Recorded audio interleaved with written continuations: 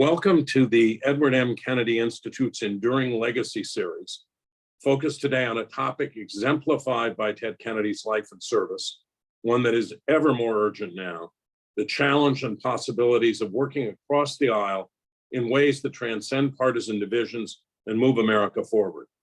My name is Bob Shrum. I am currently the Warschaw Professor of Politics at the University of Southern California. So much of what I have done in my life, I owe to Ted Kennedy, for whom I worked first as a speechwriter and his press secretary, and then as a consultant for 3 decades. He was my friend. Today, I am privileged to serve on the board of the EMK Institute. And on behalf of the board and all my colleagues who enlisted with Senator Kennedy to seek and shape historic progress, let me introduce our extraordinary panel. I will be brief because to describe all they have done could consume most of our time today. Former Senator Alan Simpson of Wyoming is a conservative of deep convictions who often disagreed with his colleague Ted Kennedy on the Senate floor and on their radio show, which ran for 8 years. But together they forged common ground on great issues like refugees and immigration. I should note as well that Ted told me that Alan Simpson had the sharpest wit and sense of humor of anyone he ever served with in the Senate. Melody Barnes is the executive director of the University of Virginia's Karsh Institute of Democracy. In addition to everything else she has done in the academy and in public service, she was director of the White House Domestic Policy Council during the Obama administration. She was chief counsel to Senator Kennedy on the Judiciary Committee. Michael Myers is the former managing director of policy at the Rockefeller Foundation. As chief counsel and staff director of the Health, Education, and Labor Committee that Senator Kennedy chaired, Michael played a critical role in writing and passing landmark legislation like the Affordable Care Act. In fact, he had so many different hats at so many different committees that you can truly say he was key to the successes of Senator Kennedy on many fronts. He was there after the defeat of Clinton Care and saw Senator Kennedy fashion compromises that led to the Children's Health Insurance Program, a bipartisan bill co-sponsored by Orrin Hatch that has covered and protected millions of children. That bill was, as I just said, co-sponsored by Senator Orrin Hatch of Utah. And I hope that Patricia Knight, Senator Hatch's longtime health policy director and later longest serving chief of staff, can tell us how the liberal lion of the Senate and the staunch conservative from Utah found a path here that overcame potentially deep ideological divisions. Tricia now heads a Washington consultancy that offers strategic advice on healthcare issues. We will have a discussion for about 45 minutes and then let our audience weigh in with questions. Let me start with this and ask all of you to comment. After Ronald Reagan was elected in 1980, he met before the inauguration with Senator Kennedy, who didn't know him well, and came back to the office and said several things. One, he's not the caricature a lot of Democrats think he is. He is anything but dumb. 2, we will have some big fights and disagreements. 3, we can and will find areas where we can work together. And they did. What does that reveal about Ronald Reagan and Ted Kennedy and the way our system ought to function? Senator Simpson, you want to start? Well, that's the way it ought to be. But when George Bush came in, and I was sitting with Ted in the Statuary Hall after the inauguration, and I said, "You ever met Bush?" He said, "No." I said, "Well, come on." So I took him up to the table and I said, "George, here he is, right here, face to face." And Ted said, "I'll be looking forward to working with you." And they had a very cordial conversation, and they did some good works together, and then they had some disagreements together. But this was called civility and courtesy, and another thing called manners. Manners has disappeared from the lexicon. There are no manners. It's claw your way out of the sack and then tear everybody to bits.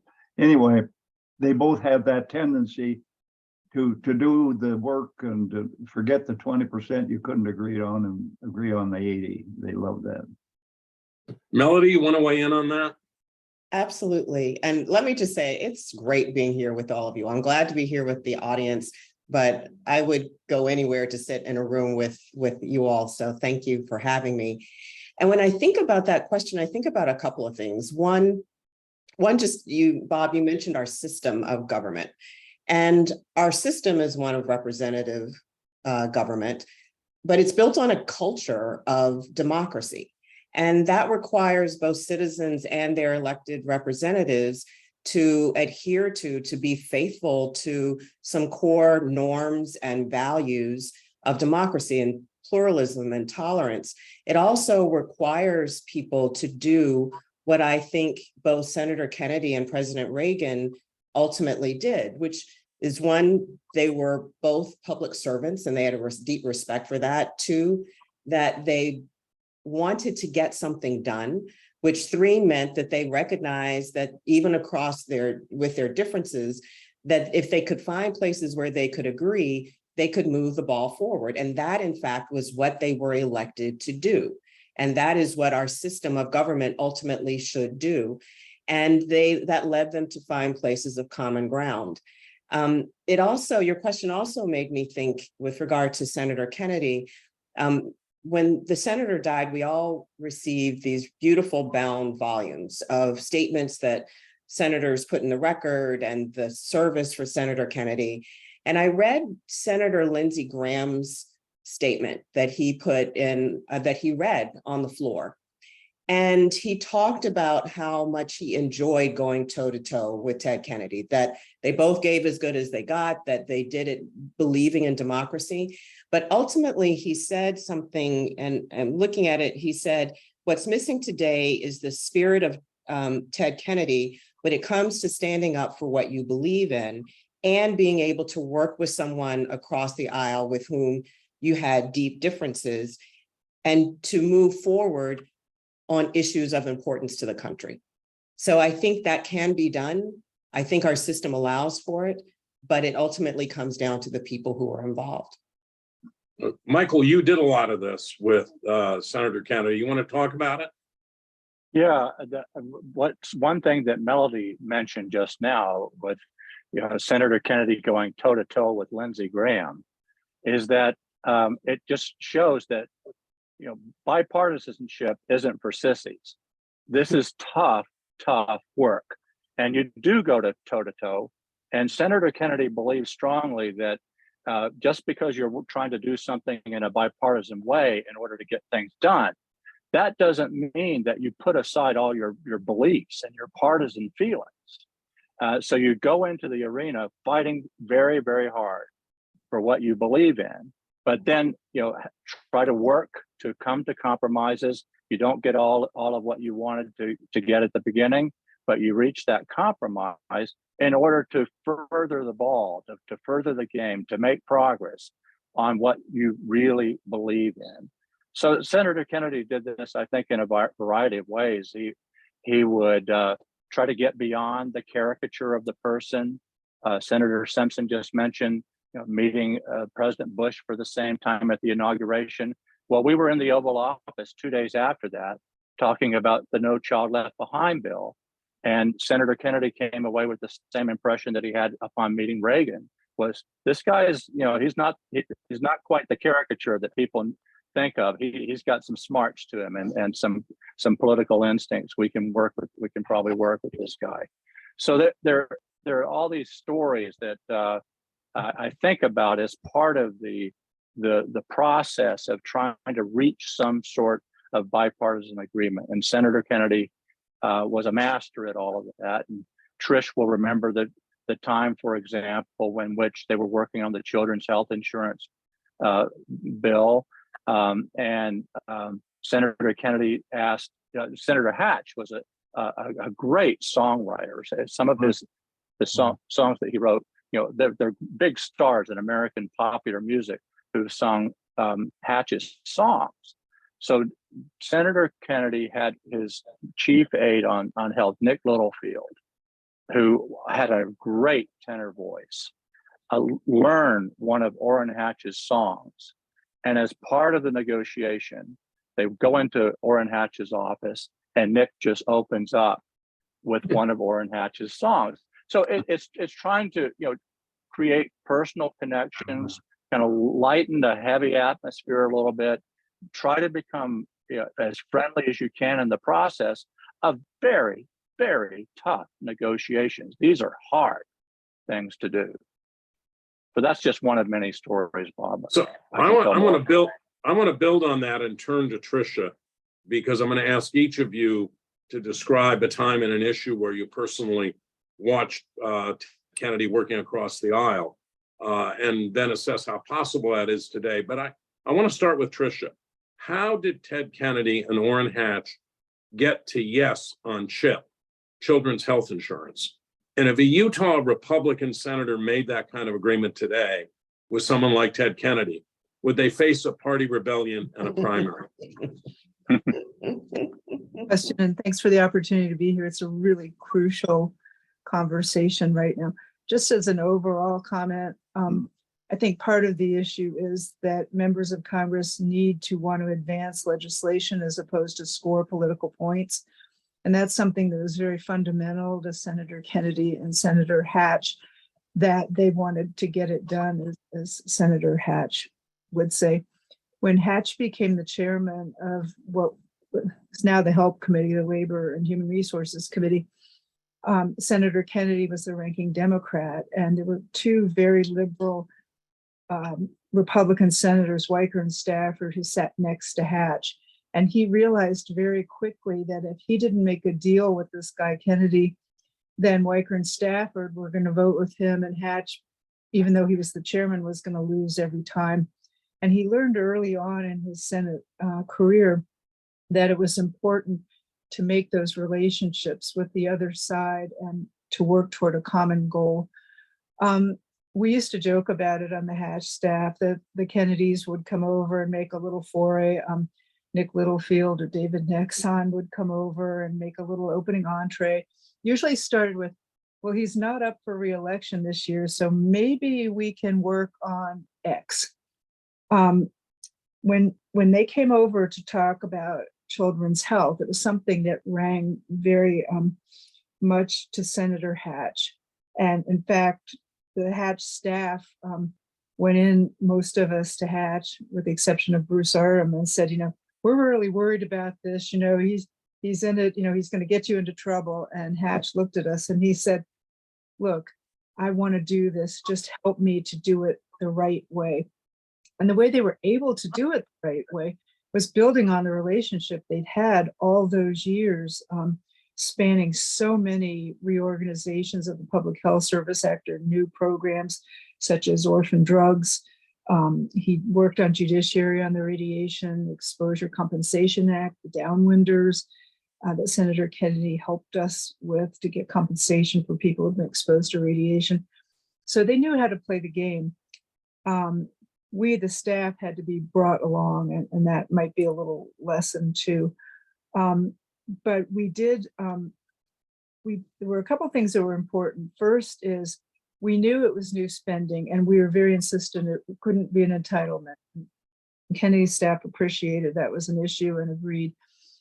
And the second was we really wanted to put a lot of money into it. So our original bill to attract bipartisan co-sponsorship was called the Child Bill, Child Health Insurance and Lower Deficit Act. And part of the money went to deficit reduction. The issue was, this sounds familiar, right?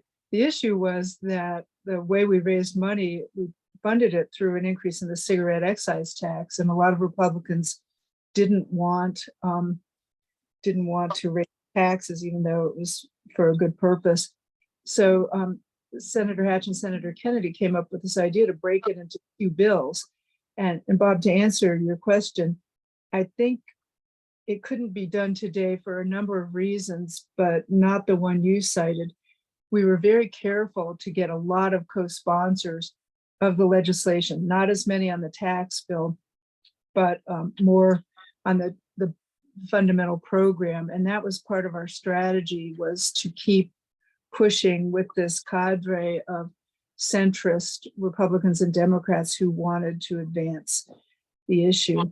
I might just add, it was a little bit frustrating to Senator Kennedy because it played out in the Finance Committee where he wasn't a member. And so when they had negotiations on the actual program, and Senator Hatch was able to persuade them to put it in a package they were working on. The Kennedy staff were all outside, but they couldn't get in, and it was quite frustrating.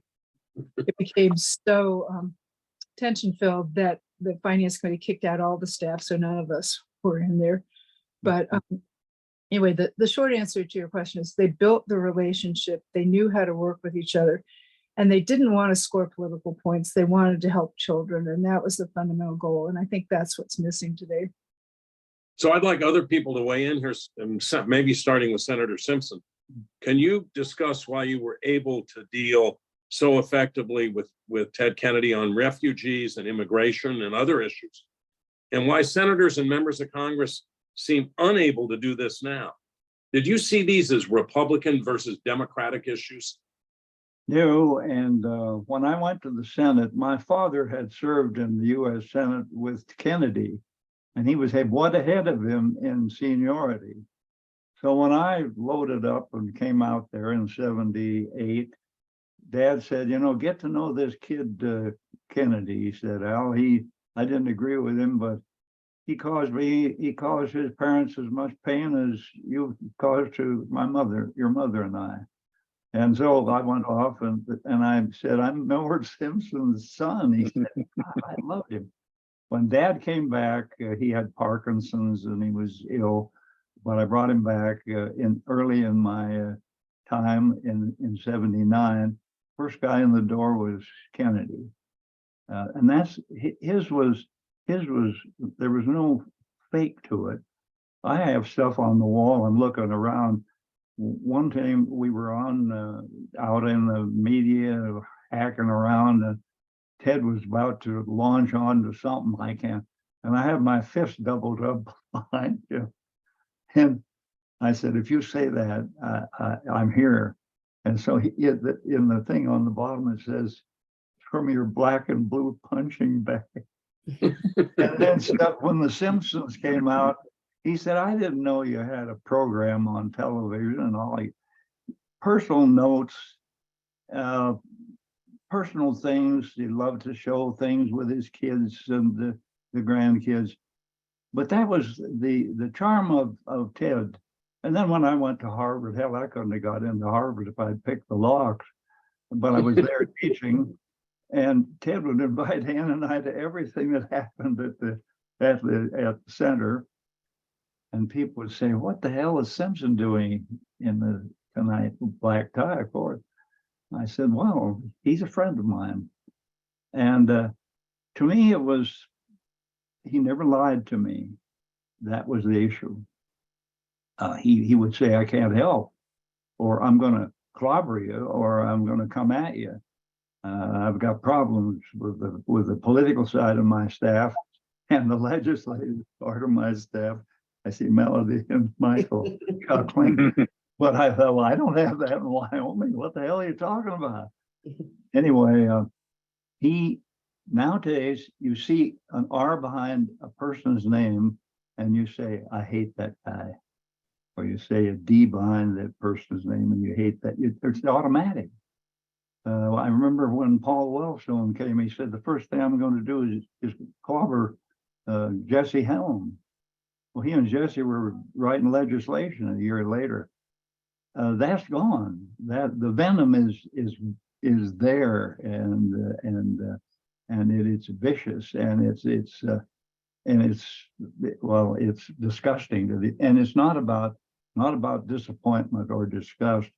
It's about hatred, pure hatred. Hate Trump, hate Biden, hate McConnell, hate Schumer. Don't like them? No, I hate them. This is the difference. This is where the crap is hitting the fan right now. Bob, if I may. Yeah, Michael, sure, go ahead.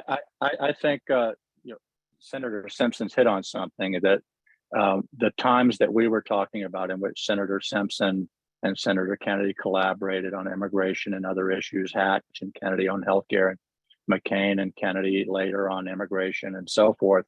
I mean, it was a bit different time than today. You don't have quite that hatred that Senator Simpson's talking about. So we might sound a little bit like we're looking at this through rosy tinted glasses in a way, but I still believe it's very, very possible. In fact, essential for there to be bipartisanship to get things done. The things that have gotten done recently in the U.S. Congress were largely done on a bipartisan basis, the big bills and so forth on a bipartisan basis. So we see that it still can be done, maybe not quite in the same way or with the frequency as in the past, but it's still an essential thing, though we need to recognize that it's a different and tougher time. I did want to tell one quick story, if I may, about Senator Kennedy and Senator Simpson working together on immigration. And Senator Simpson was talking about how his father said, "You got to go meet this guy Ted, this young guy Ted." I had just started on Senator Kennedy's team working on immigration and refugee questions when Senator Simpson and Senator Kennedy were working on a big immigration bill that was reforming. This was Senator Simpson. This was the 1990 Act I'm talking about now, with about legal immigration. You had dealt in '86 with the undocumented immigration. This was about legal immigration. So we worked hard. Senator Kennedy and Senator Simpson had negotiated, the staffs had worked out this deal. We shook hands on it. We thought, okay, we've got this one in the bank now. It's done. It's ready to go. And we were out there, back in the Kennedy team, popping the champagne cork, saying, "We got a deal. This is a big one. This is going to be a big victory." And then we learned that Senator Simpson put a hold on it and blocked the bill from going to conference, to where you reconcile the difference between the House and the Senate versions. And I was so upset. I mean, I felt betrayed, by my friends in the Simpson operation and all that. So Senator Kennedy trotted over into the Capitol building to Senator Simpson's office, and the two of them sat down in there. And I thought Senator Kennedy was just going to let him have it. He's going to lay into you, Senator Simpson, just let you have it for doing this. And what he said to Senator Simpson was, "I won't vote for this bill if you don't." And that brought them back together. I was so shocked by what Senator Kennedy did, but they had developed this relationship and this friendship, and more than that, this trust of working together. They had spent a lot of time just getting to know each other and learning to work together. "I won't vote for this bill if you don't." And with that promise, Senator Simpson then allowed the bill to go forward. He was just making sure that what was negotiated was going to be protected all the way through the process. Yeah, I'll jump Melody, go ahead. And then I want to let Senator Simpson weigh in on this too. There were a lot of things, and Michael may not remember this, but when Dole ran, there was a bunch of us old pros, Black Salt and some of the guys, and got together and they asked me. He said, "Do a Republican immigration bill to help Bob Dole in his reelection or his election." I said, "I don't do Republican immigration bills. I have to have Democrats to help me do immigration bills." And I'd go over to a conference committee, and some of those smart aleck Democrats, they on the House side, they were never smart aleck like in the Senate. They'd say, "Well, Simpson's just here by himself." I said, "Yeah, but guess whose proxy I have? I got Metz and Palm, I got Simon in my pocket. You want to see him?" And boy, I tell you, that's the way it works. He'd say, "Well, how did he get them?" I said, "Well, I work on it." But there is no such thing as a Republican or a Democrat immigration bill. It has to be bipartisan. And the failure is that nowadays you can bring up a thing like what we had to do, and Ted called me at midnight, said they took the damn thing out of the bill that says we needed a more secure identifier. Well, that was the whole purpose of the bill. So he called Moakley and I called Moakley, and we changed the rules and put it in there as a study. And you may remember that. That was midnight. I do. That was midnight work. He says, "I need $2 million for this Salem Witch Museum. I said, hell, I need 2 million for the elk refuge fence. He said, it's a deal. And that was the end of that. But the point is that the right and the left call that a national ID card. The ACLU called it a national ID card, and Grover Norcross on his white horse called it a national ID card. And the damn thing went down the tube, and it'll never get back because you have to have a more secure identifier. Those are the sad parts of the mission today. Melody, you want to weigh in here and also talk about the Judiciary Committee and how this played out there?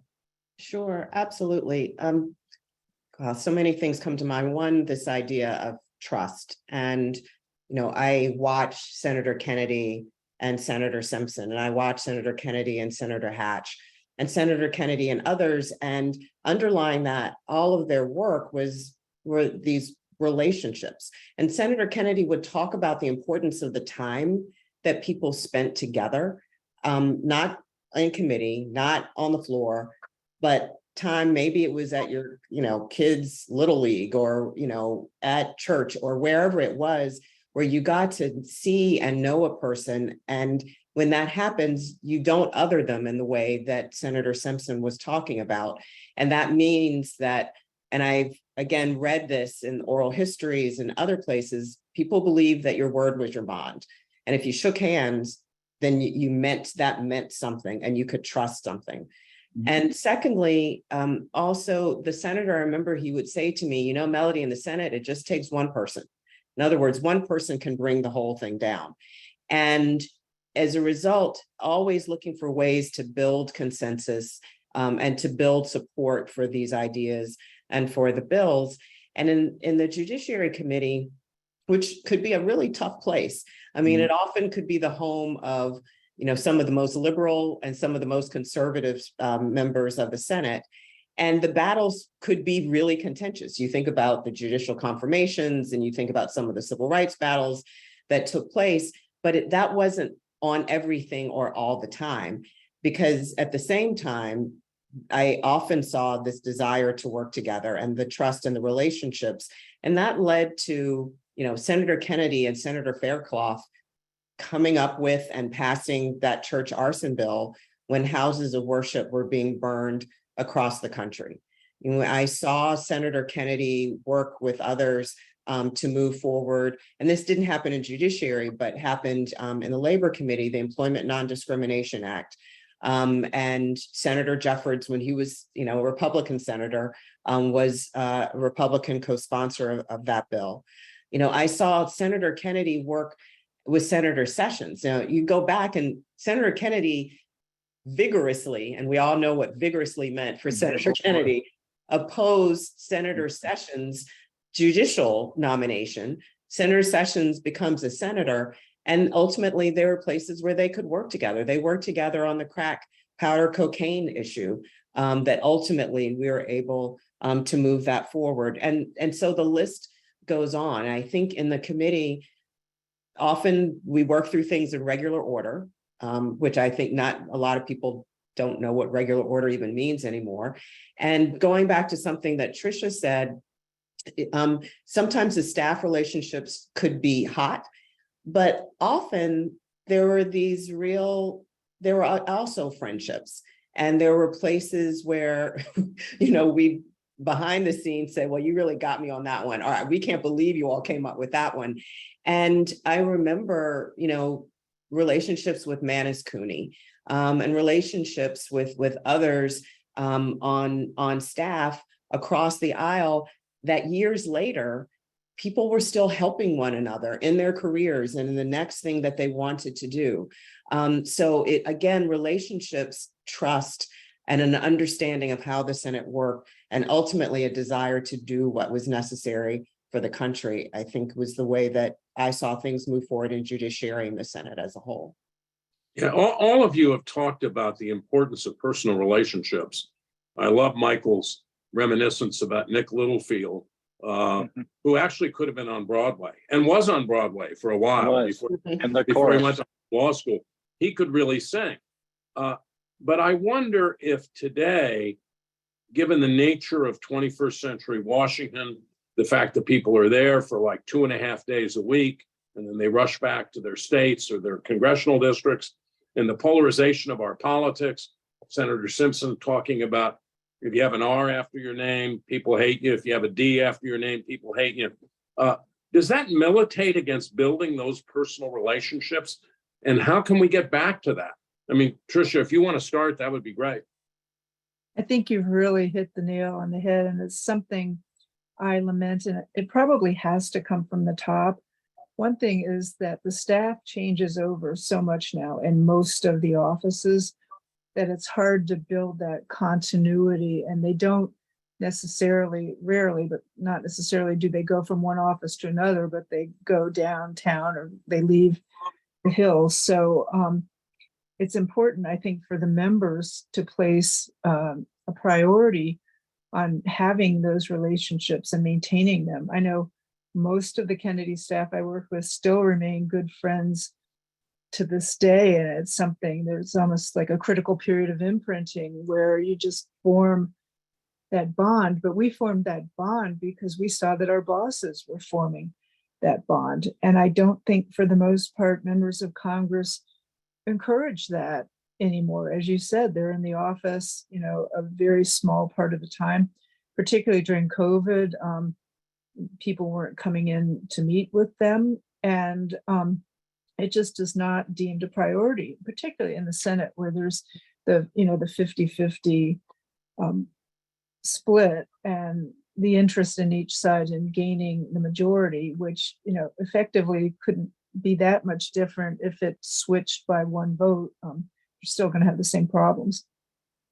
Senator Simpson, can we get back to the kind of Senate you served in, or is that a relic of the past, bygone, and no way to go back? Well, there's a way to go back through the ballot box. I mean, that's where it's going to take place. When you have zanies of both parties running in primaries, and primaries have destroyed the system, because if you're a Democrat and you talk about something that's not popular with the base, you're going to get an opponent. And if you're a Republican, you talk about something that has to do with maybe taxation, you're going to get an opponent. So the fun and games is going to be at the ballot box. We're going to discern some things in November that will be critical to the future as to whether there is an answer to that question. But I'll tell you, it isn't going to come with regard to the present situation. It'll have to come when people who have decided to be purists. The only purists that I knew in my lifetime were Adolf Hitler and Mao Zedong and Stalin, for the God's sake. We got a guy out here in our party that is ready to drive out anyone that doesn't have the terrible passion of pronouncing everything in the resolutions or the platform. I said, hell, I never followed the platform because I didn't agree with a lot of it. I said, do your homework, learn the issue, listen to the debate, but we don't have time to do that anymore. And that is so true. We used to go to Kennedy's house, I don't know, a couple of weeks, every 2 weeks, and rattle around in there and have a couple of snarfs, and then we talk about issues. We, in the Judiciary Committee, we'd throw the staff out, and here would be, you know, Joe Biden has had some problems there back there in the old days with the things, and he came to the committee. He said, should I step away? And Strom said, "Cal, you can't do that. Yes, why they talk about me all the time, having some kind of a relationship." And then Hal Heflin threw in one that he'd been arrested for a drunken drive. I said, hell, I was on federal probation for shooting mailboxes and hit a cop. And it just didn't do a laugh section, except one guy, Paul Simon, who was such a sweet guy. He never could. He said, I don't believe I did any of that stuff. Paul Simon came to me as chairman of immigrant and said, can I have a hearing on fraudulent marriages? he's a Democrat, I'm a Republican. I said, it's all yours. You have the whole hearing room, and I'm not even going to check what you're saying. And he had a couple of days of hearings on fraudulent marriages because he felt very strongly about it. And there were some real abuses.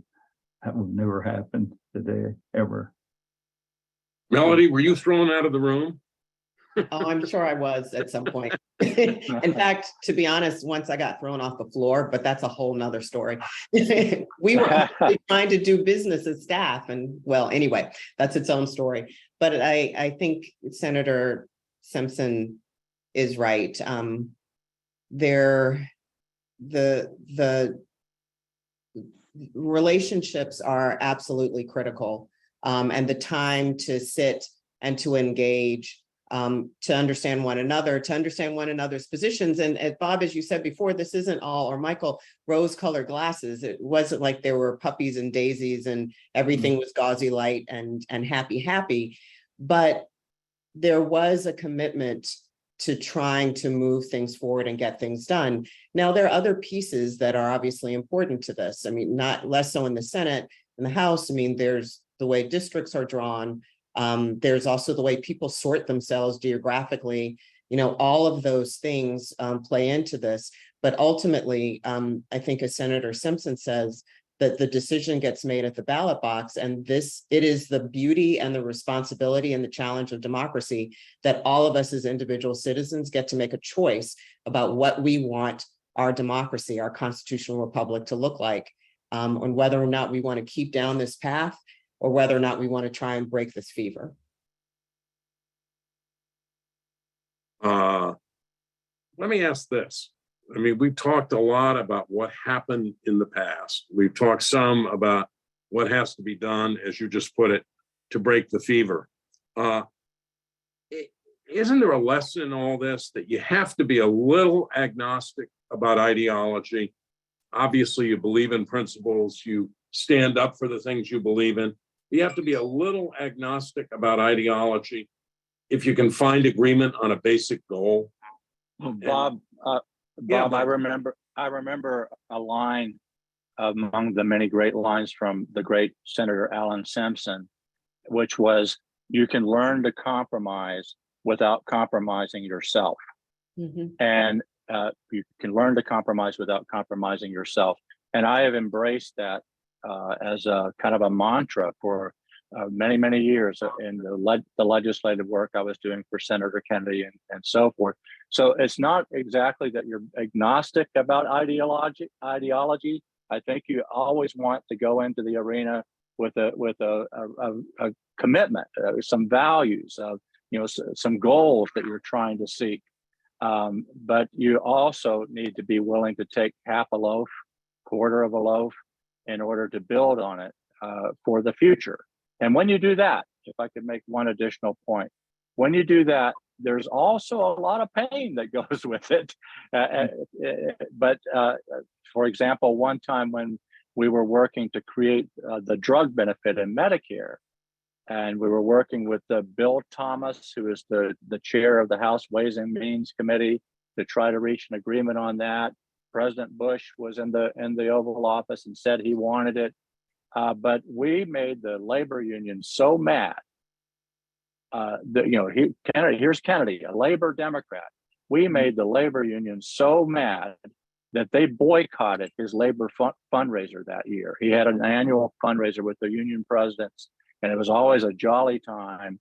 But they actually boycotted that dinner, that fundraising dinner that Senator Kennedy hosted every year, because they were so upset. So it is tough to do it, so you have to have some belief, some values, Bob, going back to your question, going into the arena, to be able to know and when you're continue to march forward, and to know that even though you're taking heat from some of your closest friends, you still have to do it. It's an important thing to get something done for the country. And today, senior citizens all across America are enjoying the drug benefit in Medicare that they didn't have to that point. Anybody else want to weigh in on this before I turn to audience questions? I one would other- just- let's go. Okay, Senator Simpson and then Tricia. No, another thing with Ted, we enjoyed each other. We enjoyed the humor. We enjoyed to get together and share a cup. And we emceed a banquet one night with the lab school because Vicki and Ann were very active with that. And we decided to do Beavis and Butthead. We did a Beavis and Butthead. Remember The that. MC, your mother got wearing cowboy boots or something, or and people that were just stunned. They sat there and thought, what's going on? And we could copy the dialect and the mannerisms. I'll never forget that.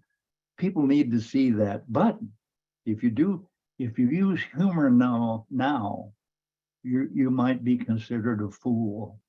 That's the stupid part of it going out there.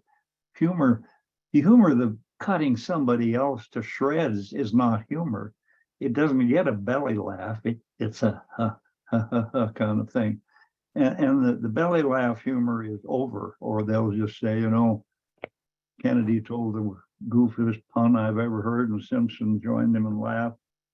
Those days are gone forever. Humor was the universal solvent against the abrasive elements of life. Tricia, you wanted to weigh in here. Just one other point I wanted to make about the strength of Senator Kennedy. He really recognized the need for a bipartisan core on legislation that was being advanced. When Senator Hatch in 2007 went to Kennedy and suggested they work together on legislation to establish a pathway for biosimilar copies of drugs, Kennedy told him, Mike Enzi needs to be brought in because he's the top Republican on the committee now. And then they realized that that would be too Republican, Democrat, and Kennedy chose to bring in Hillary Clinton, who was a new member of the committee. But I think the success of that bill, and it took 3 years to get enacted without change, without literally one change to what they wrote, was that they had this bipartisan core of 2 and 2, and that was all Kennedy. Yeah. So let me turn to some questions that we've gotten from the audience. First, how did someone ask, and this goes to exactly what Michael was talking about a few minutes ago, how did Senators Kennedy, Hatch, and Simpson balance the pragmatism of settling for half-a-loaf solutions while also using strong rhetoric to express what they deeply believed? Who'd like to start with that? Well, you could even take a crumb. You could take a crumb instead of all. I just said, I said once, put the horse on the track of the legislation. Get the horse on there, and then next session throw a blanket over it, and the next section get a saddle on it, and then bridle him up, and then and it takes years. Takes years to do something that's significant. 6, 8 years. People don't wait for anything. Everything is immediate gratification. I remember Orrin came in to me once and he wanted something so badly. And I said, Orrin, now will you get down on your knees and tell me that you'll never do anything wrong to poor old Lyle? He said, well, I don't think I would do that. I said, Orrin, if you will get down on your knees, I will knight you. And I'll give you the Knight of the Holy Order of the Wyoming Navy. Anyway, we had a lot of fun. And Kennedy was there. And he said, what's going on in there? I said, well, Orrin and I, but it was fun. There was fun but you don't dare say anything, or then the gossip people will pick it up and say that a couple of stupid people were doing something one day, and they should be legislating. But Orrin had this wonderful sense of humor. Leahy had it. Ray and how the Judiciary Committee was filled with people of goodwill and good humor, even if it was darkly noted sometimes. Melody, what about half a loaf? Yeah, Senator Simpson, when he was talking about get the horse in the lane and then a blanket and then a saddle, I was immediately thought about the fight for the Employment Non-Discrimination Act, civil rights for LGBTQ committee, and hate crimes. And so, there we were, and the Defense of Marriage Act was going to be put on the floor, and we knew that was a loser. We were going to lose, and we were going to lose big. But the desire was to try and advance the cause for the gay, lesbian, and transgender community. And so Senator Kennedy negotiated our ability to offer amendments, not on that bill, but on another bill, the hate crimes bill and the Employment Non-Discrimination Act. And ultimately we got votes on both of them. But on Employment Non-Discrimination Act, no one, and when I say no one besides maybe 5 people thought we could get out into the double digits on that one. But Senator Kennedy negotiated that opportunity, and we fought for it. And ultimately that bill failed with 49 yes votes. So, and 50 opposing it. And there was a senator absent. And I remember leaving the floor that day, and we walked out into the ante room, and people were just all over and cheering and screaming. And we went back to his office, Ron White, Tom Perez, and I, back to Senator Kennedy's office, and I literally was in tears, and we were just dour. And Senator Kennedy looked at us, he said, "What is it?" He was like, "We have now gotten 49 votes for the first time ever for civil rights for the lesbian and gay community. We have started to advance this ball, and next time we'll get more, and the next time we'll get more." And he said, "And we're going to celebrate this." And literally 2 days later, we had a huge party in his office. That was the idea that, it's incremental, as Senator Simpson said. And sometimes I know for so many, and I know this for myself, it feels like too long.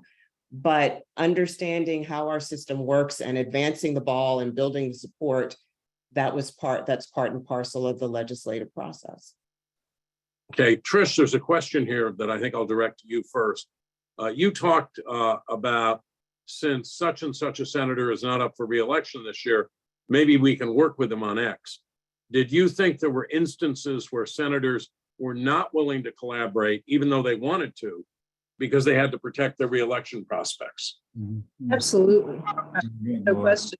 We were included in that. But I mean, this goes to your previous question as well, that in the Senate, where the term is 6 years, you have a little more latitude to take half a loaf or deal with part of an issue and not the whole issue, particularly for senators like Senator Simpson, Senator Hatch, Senator Kennedy, who were there a long time and knew that a legislative change could be evaluated and corrected if it wasn't enough or if it was wrong in any aspect. Senator Simpson, this is a separate question, but it's related. Did you have any voter backlash for the times you worked with Senator Kennedy? Sure. If he came to Wyoming, he'd get backlash. If I go to Massachusetts, I'd have backlash. Yeah. But I always said to people, look, he never broke his word with me. Now, it didn't matter where he went, but it was even shaking out my hand. It was just his promise to me. But that was a sacred thing. And then one day we were starting a 5-day debate on immigration. My wife is Ann, up in the gallery. And I said, "Ted, don't go back to your historical memories of the Chinese Exclusion Act and everything back into the history of immigration reform." And he said, "I won't. I promise you I won't." Well, he started, and I looked over and I whispered, I said, "Come on, get off of it. That's history. What do we do now?" That was offensive to me as it was to you. So he did hear me, and he kind of slowed down a little, but he went back up in the gallery and he sat next to Ann, and he said, Al's kind of pissed, isn't he? And Ann said, he is very, very much. And he said, I don't want to do that. I'll settle down. And Ann said, well, I hope so. That was the relationship we had with each other. That was the fun of it. Michael, were there times when you saw senators who might have liked to work on a specific issue say, I can't do it this year, but come back to me next year after the election?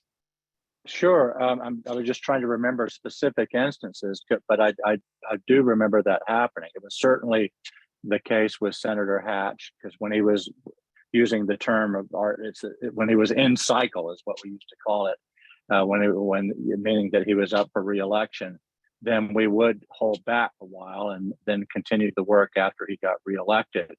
But that was true of other senators as well. Who I remember one in particular, I won't name the name, but was ready to work with us on immigration. But he said, but I'm up for re-election, so I want to do it. I'm eager to work with you, but after this election, and then we can get down to some business and try to get some things done. And that senator did come around after the election and want to work and did some work with us on immigration reform. This was after Senator Simpson had left.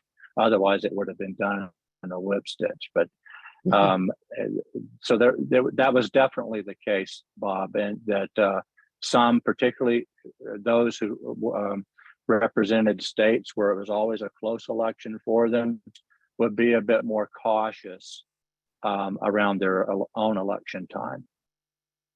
Yeah, someone has a question here. They want to bring us into the present.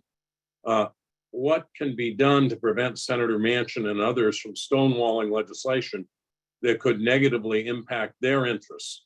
Although I might argue on the other side that though that looked like what Manchin was doing for a long time, in the end, he became key to getting half a loaf in the Inflation Reduction Act, pretty significant piece of legislation.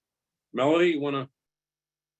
Yeah, I mean, I know and understand the frustration that people were feeling. I think ultimately, Bob, you're right. And part of that story is a story about relationships. And as I understand the way that things unfolded, and Senator Schumer working with Senator Manchin, articulating a goal for what could happen, infusing the debate with, data and information that Senator Manchin felt to be persuasive. But I think also that, Senator Manchin, I believe, I don't know, believe that he was also representing his state and his constituents and their point of view as they saw it. I mean, I think ultimately that going back to what Senator Simpson said, that the cure for this is at the ballot box, and having more senators, for whatever position you hold, more senators that are going to hold that position, and or more senators that are an environment in which people feel like they can compromise and that they can negotiate in the ways that we've described here today that don't seem to be in existence, or it's certainly not in enough popular enough that is the general course of our legislative process today. And Melody, Manchin learned from the masters, Robert Byrd, and protected West Virginia with his life. And Yeah. Jennings Randolph was the senior senator. Don't forget who the senior senator from West Virginia was, Jennings Randolph, which always irritated Byrd just a bit. But those two Democrats from West Virginia set the tone for Manchin, which is fight like a dog for West Virginia. And that's what he did. And other people might be offended by that, but it worked with Byrd, and it worked with Ted Stevens in Alaska. You're there for your state, and some of them are just, you look at the rest of us, you think, well, how did they wallpaper my state, but you didn't do anything out here? Well, that's because you're not forceful enough, Simpson. You're just telling stories and get the hell out of here. Anyway, but he was following the master, Robert Byrd. Yeah. Michael, do you or Tricia want to add anything? Yeah, I think I just want to go back to, you mentioned the Inflation Reduction Act, what a big accomplishment that is. And I think a part of the story that I kind of caught my ear as I was watching that work out was the relationship that Schumer and Manchin built with each other. And we've been talking throughout this panel about building that trust, building those relationships. And that's a case in which they did that. And Schumer actually got into some hot water with his colleagues because he kept secrets. He wouldn't reveal what they had been talking about. And that just enhances the trust factor between Manchin and Schumer. And I predict that there are going to be some other accomplishments over the years come out of that relationship. Tricia, anything you want to add?